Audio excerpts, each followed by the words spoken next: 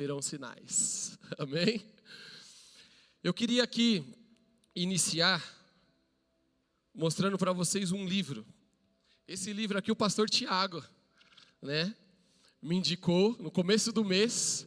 Ele me chamou e falou: Elton, você precisa ler esse livro. Compra esse livro, você precisa ler esse livro. Chama Revolução, do Chris Walton. Pastor, eu estou na metade. Não é aquela pregação ainda, mas ela já tá sendo escrita.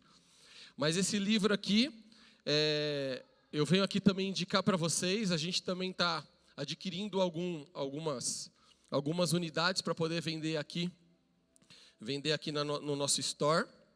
Eu queria ler um trecho que eu anotei desse livro aqui. Esse livro diz assim: a ausência de paz gera ansiedade na alma, porque os órfãos não têm para onde correr quando a vida aperta. Esse tema, e aqui ele fala, né, que a ansiedade ela não é só um problema emocional, mas ela também é uma ferida espiritual que só a revelação do Pai pode curar.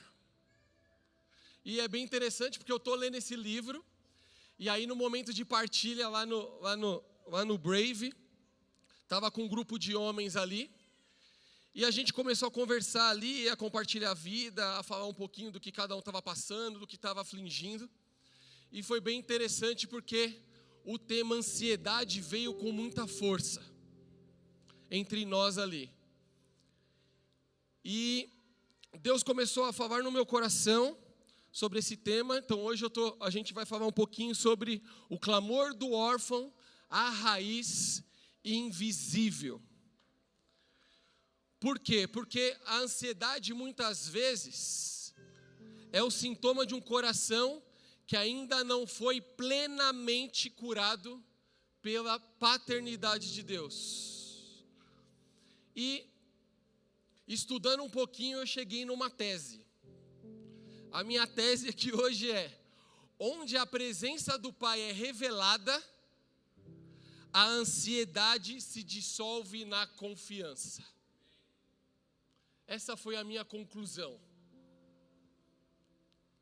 E o nosso ponto de partida aqui, não tem como não partir de Jesus. O que Jesus nos ensina? Porque Jesus disse a seguinte frase: vosso Pai Celestial sabe do que vocês precisam. Eu queria te chamar para uma leitura bíblica, lá em Mateus 6, vai estar aqui na tela, mas se você também quiser abrir aí seu celular, sua Bíblia e me acompanhar. Mateus 6, 25.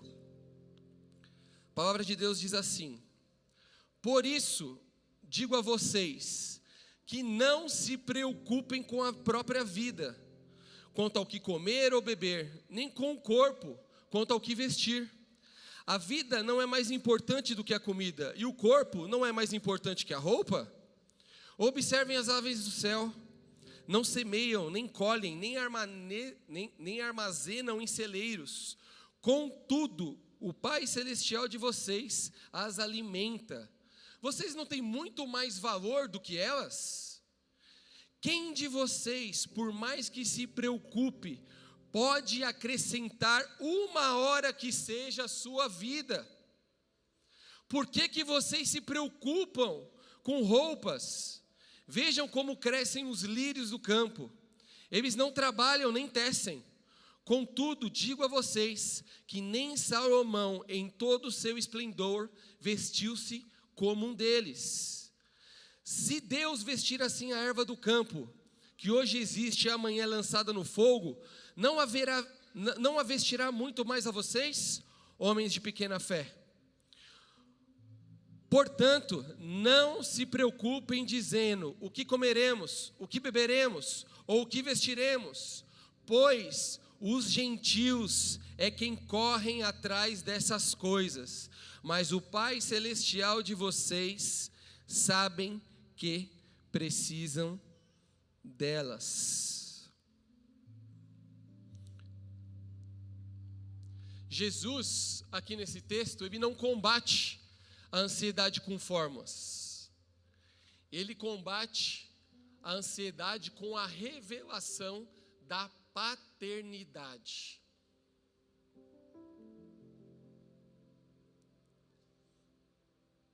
Eu queria destacar aqui o versículo 32, que ele diz assim: por isso vos digo, não andeis ansiosos, vosso Pai Celestial sabe que necessitais dessas coisas. A ansiedade é um sintoma de desconexão com o Pai. E Jesus não trata a ansiedade como fraqueza ou como frescura. Nossa, como assim, pastor? Frescura? Talvez tratar a ansiedade como frescura, para as mulheres aqui deve até doer um pouquinho o ouvido, né? Falando, pô, frescura. Mas para o homem, deixa eu te falar, se você tem mais de 38 anos, você já deve ter ouvido, ou do seu pai, ou de algum homem, ou de alguma coisa: ô Elvião, tá de frescurinha, irmão, tá ansiosinho? Vai trabalhar, irmão. Ah, tá de preguicinha, vai trabalhar, não tenho tempo para frescura não, tenho tempo para ficar ansioso não. Bora fazer, bora correr, bora controlar, bora agir, não é? Homem escuta muito isso. E por muitos anos, os homens têm tratado a ansiedade como frescura. E hoje, que nós temos muito mais informações, deixou de ser frescura. Mas Jesus não trata como frescura e nem como fraqueza. Jesus trata como uma crise de identidade e fé. Porque Jesus compara nesse texto o ansioso ao gentil. Ou seja, os que não têm pai. Ele fala: vocês são gentios? Vocês estão parecendo gentios? Ele compara aquele que não tem pai.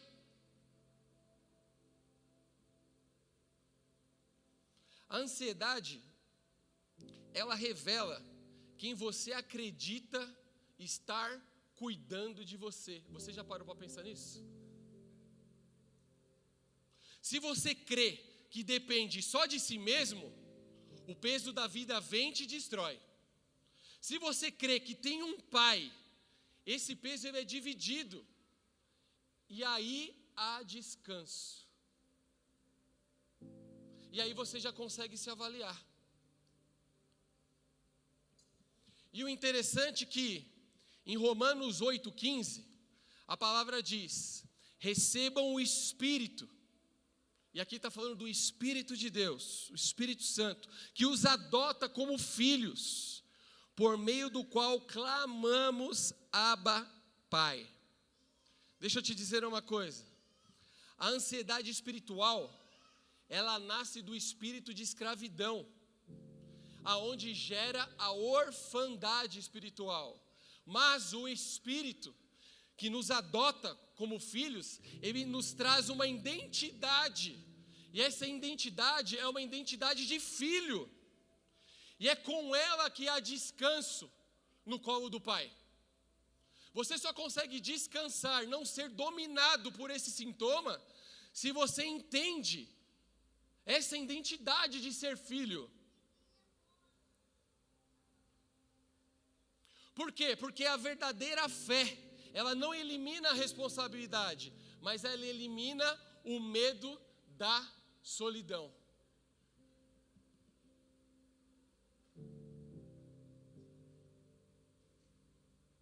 A ansiedade hoje em dia, meus irmãos, ela é a tensão entre a autossuficiência e a dependência. Mateus 6,34 diz: basta a cada dia o seu próprio mal. E o que esse sintoma de ansiedade faz comigo e com você? A ansiedade, ela está querendo controlar, ela está querendo antecipar, ela está querendo prever. Mas o Pai, o nosso Pai, quer que vivamos um dia de cada vez, como Israel vivia naquele tempo esperando o maná.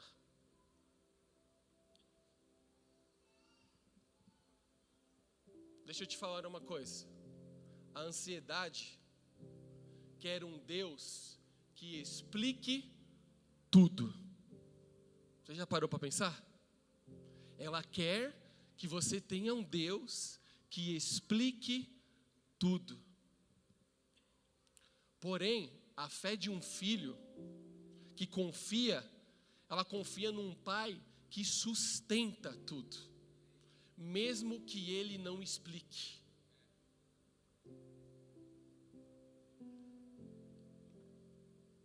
E agora eu vou começar a pregar.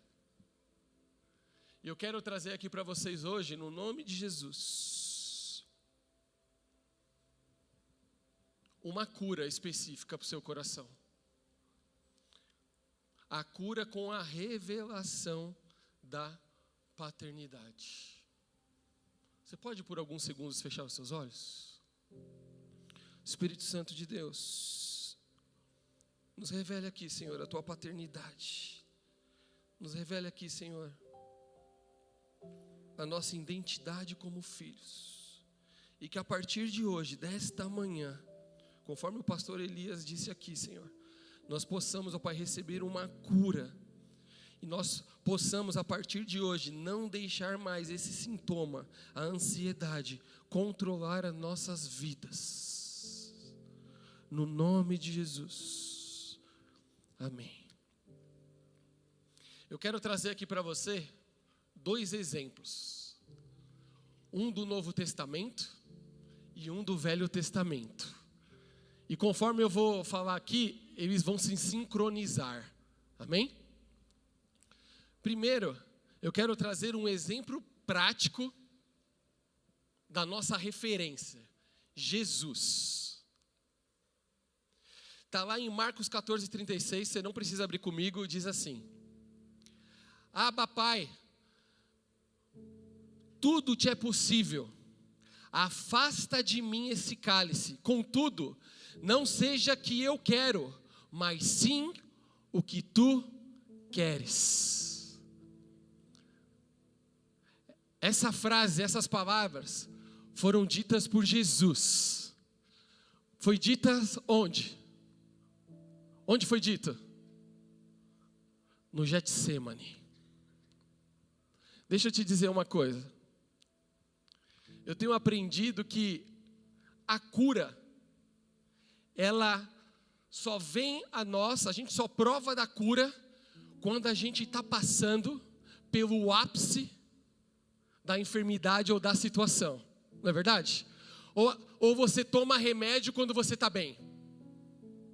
Não, estou benzão, não tenho problema nenhum. Você está tomando remédio? Não. Eu só tomo um remédio quando eu tenho alguma coisa, quando eu estou precisando. Aqui a gente tem Jesus no seu maior colapso. Se você olhar ali na passagem bíblica, em tudo que Jesus passou aqui, nos 3 anos que ele esteve entre nós, você vai ver que ali no Getsemane é onde ele aflora toda a humanidade. Ele mostra para nós toda a agonia. Jesus ali, ele está profundamente angustiado. Ele está ali profundamente desesperado. Contudo, ele diz: não seja o que eu quero, mas sim o que tu queres. Você percebe ali na oração e nas palavras dele que a alma dele está em dor. Mas no mesmo tempo que ele está ali num ápice de agonia, ele clama ali como um órfão. Ele não clama ali como um órfão, mas ele clama ali como um filho. Ele diz ali: Abba, Abba, Pai.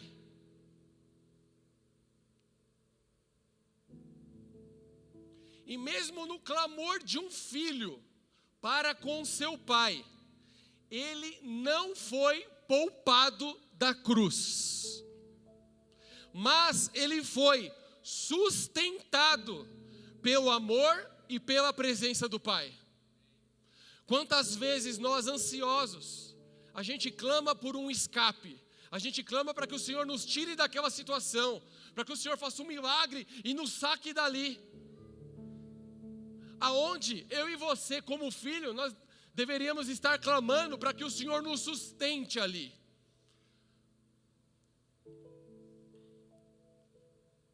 A ansiedade de Jesus foi enfrentada ali com relação com o Pai, não com explicação. Você não vê ali o Pai falando para Jesus: não, sabe o que é, Tiago? Você vai ter que ir para a cruz, meu. Vai doer, vão te xingar, mas você precisa, porque é o plano. Deus não explicou, Deus só falou: bora lá, irmão, você vai lá, filhão, você vai lá. Segue que eu vou te sustentar. E Jesus, na oração dele, Jesus não pediu apenas um alívio. Ele clamou Abba, ele clamou por uma conexão com o Pai. Ele clamou pelo Pai, porque ele sabia que ele tinha um Pai que sustentava ele. E eu e você, na agonia, qual que é a nossa primeira reação? É clamar por um alívio ou é clamar por uma relação? E eu queria aqui agora que você imaginasse um outro cenário.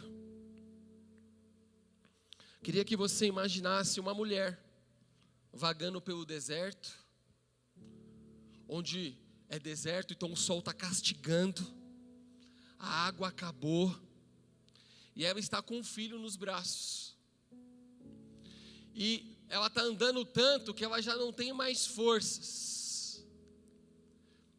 E aí ela pega, o deita debaixo de um arbusto, o filho embaixo de um arbusto, onde tinha uma pequeníssima sombra, e ela se afasta. E ela se afasta porque ela não quer ver o filho dela morrer. E aí o menino começa a chorar. E ela também começa a chorar. E naquele momento de desespero, Deus aparece. Ela foi e se afastou e ficou sentada à distância, porque ela dizia: eu não quero ver o meu menino morrer.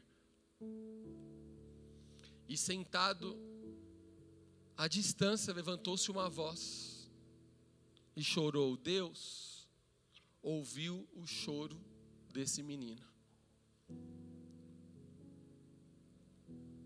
Isso que eu falei aqui é a passagem que está escrito em Gênesis 21, 14 e 20.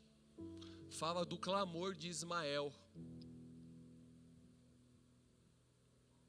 Quando Abraão pegou alguns pães e uma vasilha de couro, encheu de água, entregou a Agar e despediu-se dela e do menino. E disse: vocês precisam agora ir. Vocês precisam agora ir. Essa passagem também reflete uma grande agonia. Por quê? Porque o deserto é um lugar de ansiedade máxima. Quando você está passando por algum deserto, por algum problema, a sua ansiedade chega no pico. Porque ainda mais quando você não tem solução. E Agar, nesse momento, ela foi expulsa. Ismael tinha sido rejeitado, porque Ismael não era o filho da promessa, era Isaque. Ele tinha sido rejeitado. Eles estão sem rumo, sem recurso, sem esperança. A ansiedade ali é o deserto da alma, quando tudo parece perdido e Deus parece totalmente distante daquela situação, ao ponto dela falar: eu vou deixar meu filho aqui, eu vou manter distância porque eu não quero ver meu filho morrer. Não sei se você é pai, aqui eu tenho bastante pais aqui, não tem? Imagina uma situação na qual você pode estar numa situação de ver o seu filho morrer. A agonia, a ansiedade que te toma ali. E a palavra diz que o choro do menino subiu ao céu. Deus ouviu o choro do menino. E é interessante porque Ismael significa justamente isso. Deus ouve. E quando um órfão clama, Deus responde. Deus não responde ao mais forte. Deus não responde apenas ao clamor do quebrantado. Mas o Pai vê o que ninguém vê. E o Pai ouve aquilo que ninguém ouve.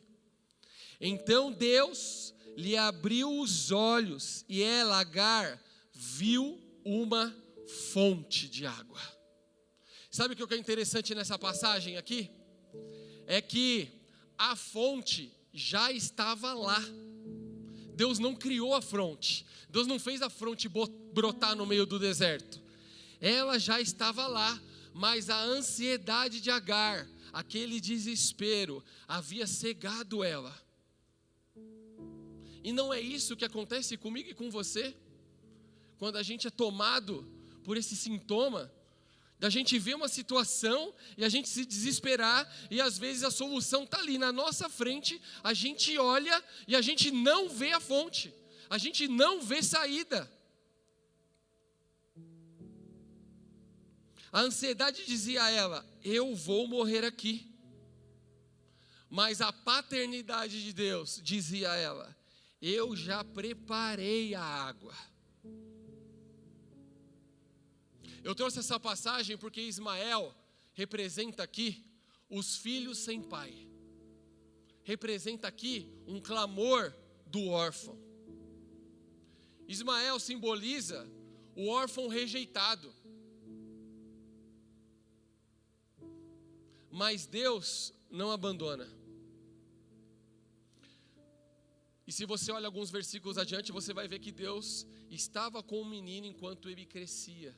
Deus vai e Deus continua. Sabe por quê? Porque a paternidade de Deus não depende da aceitação humana, mas da decisão soberana de Deus de amar aqueles que o buscam. Eu não sei sua história. Não sei se você já foi rejeitado.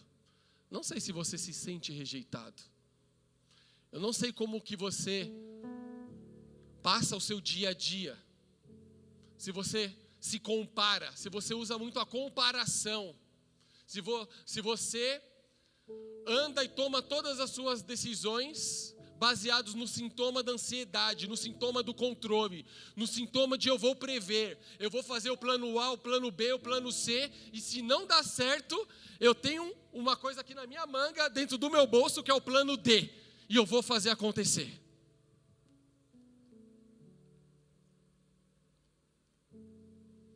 E eu quero caminhar aqui para o final, porque eu quero fazer um paralelo entre Ismael e Jesus. Ismael, assim como Jesus, chora em um lugar de abandono. Tanto Ismael no deserto, quanto Jesus no Getsêmani, ambos choram. Posso te perguntar uma coisa? Quanto tempo você não chora? Quanto tempo você está segurando toda a bagagem aí, toda a dificuldade, e você não põe para fora? Quanto tempo você tem segurado a pressão do seu trabalho, da sua casa, dos seus filhos, dos seus pais, e você tem guardado só para você? Jesus estava em um jardim de agonia. Ismael estava em um deserto de rejeição. Porém, ambos clamaram, e o céu respondeu aos dois: ao órfão rejeitado e ao primogênito amado. Jesus foi fortalecido lá no Getsêmani por um anjo. Ismael foi ouvido por Deus, que enviou um anjo à mãe, a Agar. Ismael, repetindo aqui, representa os filhos sem pai. E Jesus é o Filho eterno, que por um momento assumiu o peso do abandono, para que nenhum filho mais precisasse ser órfão. E é por isso que eu li Romanos 8 para você.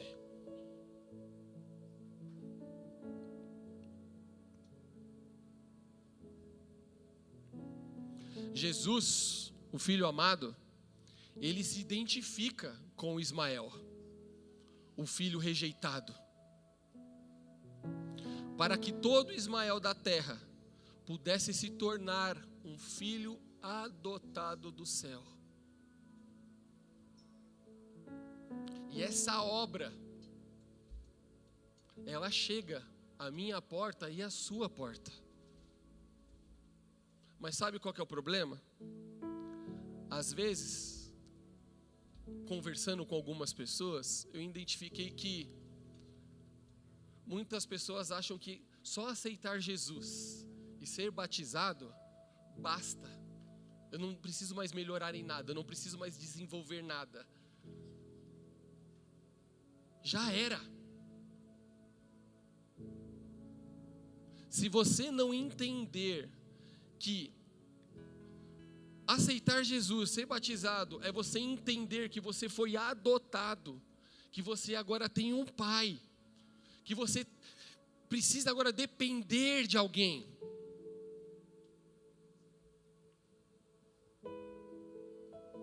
Você vai ser como muitos cristãos são hoje. Estão aí fora desigrejados.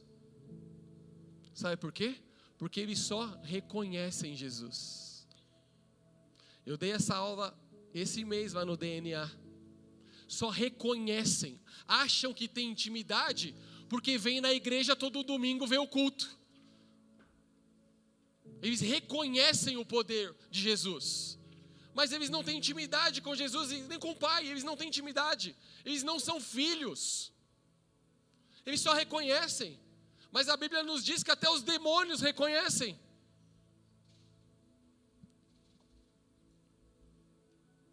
A cura da ansiedade começa quando entendemos que o Pai que ouviu Ismael é o mesmo que sustentou Jesus e é o mesmo que cuida de mim e de você. Sabe por quê? Porque você pode passar pelo vale da sombra da morte, mas se você estiver com o Pai, eu quero te dizer, você não vai desmoronar. Por que que muitos aqui, quando passam pelo vale da sombra da morte, desmoronam? Sabe por quê? Porque não estão com o Pai. Estão pendurados talvez até num pastor, num líder, ou numa crença, mas não estão pendurados no Pai. Sabe o que acontece no deserto? Desmorona, não aguenta. Começa o ano fazendo assim, Jesus, sou eu. Termina o ano numa boca fumando, longe de Deus, cheio de pecado. O pai que ouve o clamor de um órfão, também ouve o clamor de um filho. Isso significa que o pai ouve o meu e o seu clamor. Ele ouve.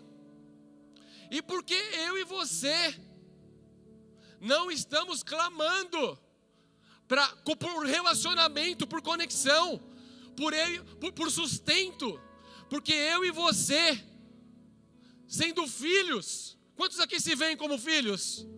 Sendo filhos, por que a gente clama por alívio? Se a gente tem que clamar por sustento, Pai, eu estou aqui, porque eu sei que Ele vai me sustentar, eu sei que esse deserto vai passar. Por quê? Porque a minha confiança está nele, não está em mim.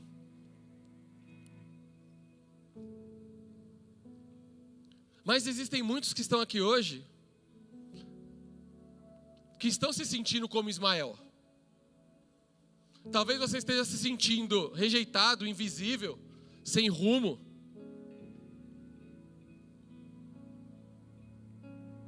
Talvez a ansiedade, ela já tem te paralisado.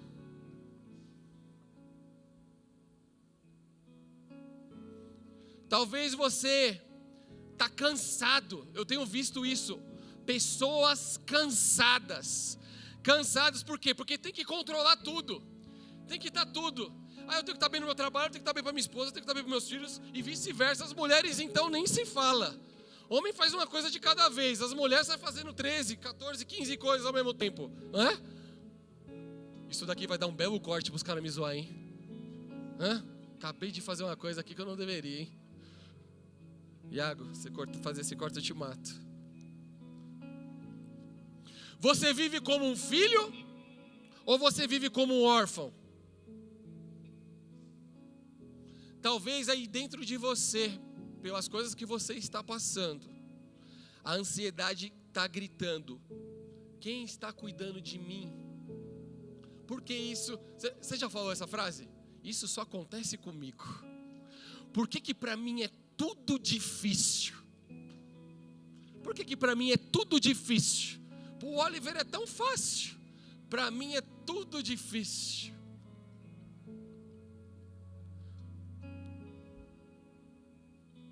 Controle é o ídolo do órfão. Confiança é a marca do filho. E o Pai quer te dizer hoje: levanta, porque eu já providenciei tudo. E o Espírito Santo hoje quer te ensinar a orar: Abba, Pai. Amém? Fique de pé comigo, feche seus olhos.